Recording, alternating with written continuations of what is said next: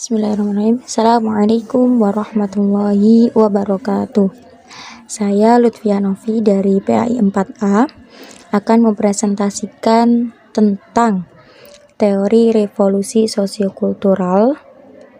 Dalam hal ini untuk memenuhi tugas ujian akhir semester mata kuliah ilmu jiwa belajar. Oke, sebelum saya memulai presentasi, saya ingin bertanya kepada kalian semua yang menonton video ini, apa sih teori revolusi sosiokultural itu? Baik, kalau kamu ingin tahu, mari belajar bersamaku. Oke.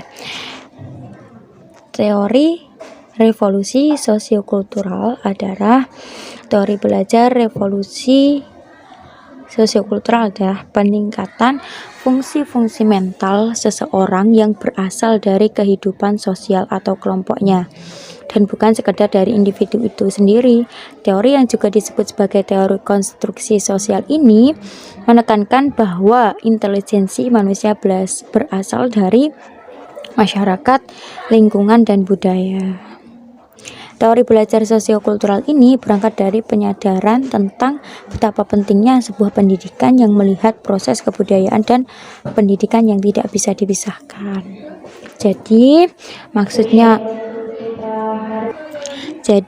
maksud dari teori ini adalah hakikatnya menempatkan lingkungan sosial sebagai faktor primer terhadap pembentukan pengetahuan serta perkembangan kognitif seseorang. Dalam teori ini dikatakan bahwa fungsi-fungsi mental yang lebih tinggi dalam diri seseorang akan muncul dan berasal dari kehidupan sosialnya. Oke.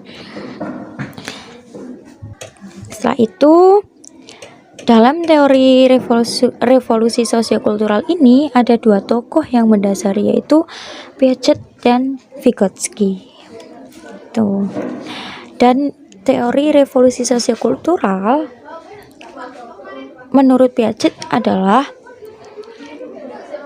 belajar ditentukan karena adanya karsa atau kemauan individu. Artinya, pengetahuan berasal dari individu siswa berinteraksi dengan lingkungan sosial, yaitu teman sebayanya dibanding orang-orang yang lebih dewasa.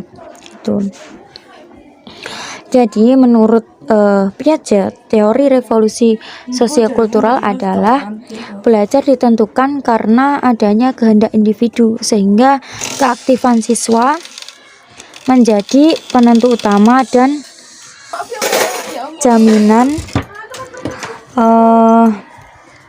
kesuksesan siswa tersebut. Penataan kondisi belajar hanya berfungsi untuk memudahkan proses belajar. Yang kedua yaitu menurut Vygotsky. Teori revolusi sosiokultural menurut Vygotsky adalah jalan pikiran seseorang dapat dimengerti dengan cara menelusuri asal-usul tindakan seadanya dari interaksi sosial, aktivitas, dan bahasa yang digunakan yang dilatar sejarah hidupnya. Peningkatan fungsi-fungsi mental bukan berasal dari individu itu sendiri, melainkan berasal dari kehidupan sosial atau kelompoknya.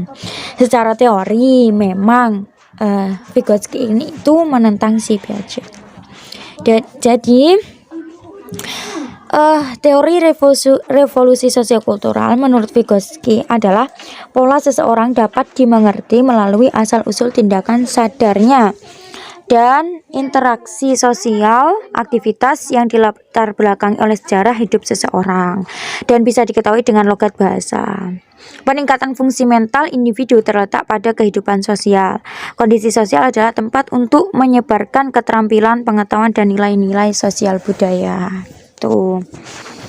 Selanjutnya yaitu ada 3 konsep teori belajar revolusi sosiokultural. Yang pertama yaitu hukum genetik tentang perkembangan atau genetic law of development gitu. Dalam hal ini, genetic law of development adalah hukum genetik tentang perkembangan setiap kemampuan seseorang tumbuh dan berkembang. Setiap kemampuan seseorang akan tumbuh dan berkembang melewati 2 tataran, yaitu interpsikologis atau intermental atau lingkungan sosial sebagai faktor primer, dan konstitutif terhadap pembentukan pengetahuan serta perkembangan kognitif seseorang. Jadi, genetic law of development itu menempatkan intermental atau lingkungan sosial sebagai faktor utama terhadap pembentukan pengetahuan serta kognitif seseorang. Dipandang sebagai turunan yang tumbuh atau terbentuk melalui penguasaan dan internalisasi terhadap proses-proses sosial. Yang kedua yaitu zone of proximal development. Zone of proximal development ini adalah zona perkembangan proksimal, diartikan sebagai fungsi-fungsi dan kemampuan yang belum matang, yang masih berada dalam proses pematangan. Dan zone of proximal development ini dibagi menjadi dua, yaitu ada intramental dan intermental gitu. Intramental itu tingkat perkembangan aktual yang tampak dari kemampuan seseorang untuk menyelesaikan tugas-tugas atau memecahkan berbagai macam masalah secara mandiri. Yang kedua yaitu intermental. Intermental yaitu tingkat perkembangan potensial yang tampak kemampuan seseorang untuk menyelesaikan tugas-tugas dan memecahkan masalah di bawah bimbingan orang dewasa atau ketika berkolaborasi dengan teman sebaya yang kompeten, seperti itu. Terus yang terakhir yaitu mediasi. Oke. Mediasi itu adalah semua perbuatan atau proses psikologis yang khas manusiawi dimediasikan dengan alat-alat psikologis berupa bahasa, tanda, dan lambang gitu. Terus mediasi ini dibagi menjadi dua. Yang pertama yaitu mediasi kognitif, kognitif dengan metakognitif. Yang pertama yaitu tentang metakognitif.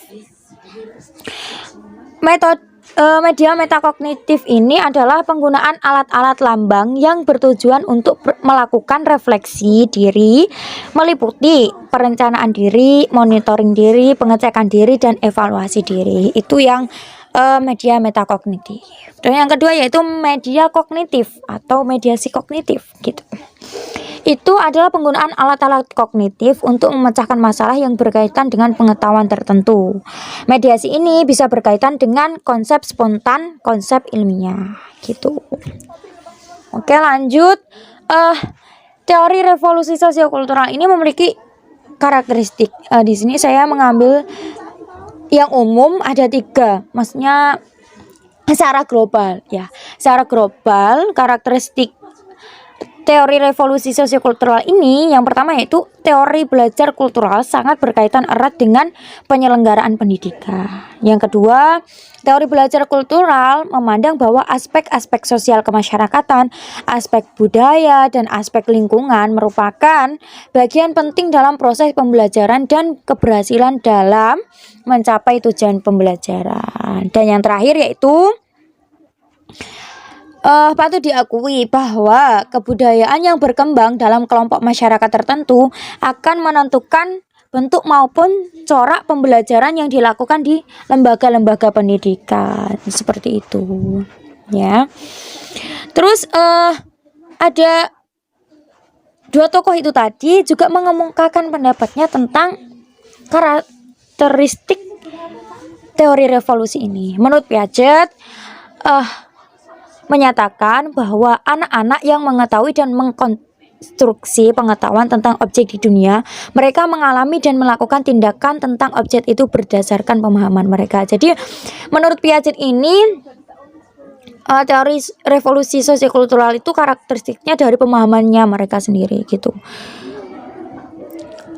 Terus yang menurut Vygotsky menekankan pada hakikat sosiokultural dari pembelajaran. Vygotsky berpendapat bahwa interaksi sosial yaitu interaksi individu dengan individu lain merupakan faktor yang mendorong atau memicu perkembangan kognitif. Jadi menurut Vygotsky itu interaksi sosial antar individu itu yang mengakibatkan atau memicu perkembangan kognitifnya itu tadi gitu.